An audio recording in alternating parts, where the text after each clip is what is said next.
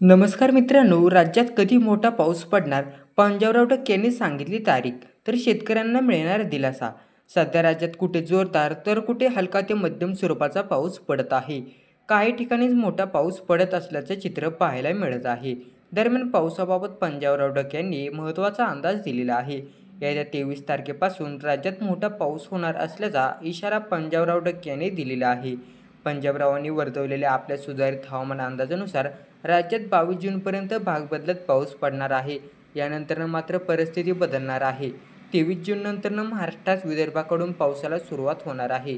23 जून ते 25 जून दरम्यान तुरळक ठिकाणी पण चांगला मोठा पाऊस पडण्याची शक्यता आहे.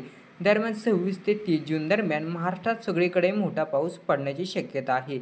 या 5 दिवसांच्या कालावधीत राज्यात सर्वत्र मुसळधार पाऊस पडण्याची शक्यता पंजाबराव टक यांनी वर्तवली आहे. एवढंच नाही तर त्यांनी जुलै महिन्यात 10 ते 15 जुलै या कालावधीत चांगल्या पावसाची शक्यता वर्तवण्यात आलेली आहे. दरम्यानही चांगला पाऊस पडणार असा अंदाजही त्यांनी यावेळी व्यक्त करण्यात आलेला आहे.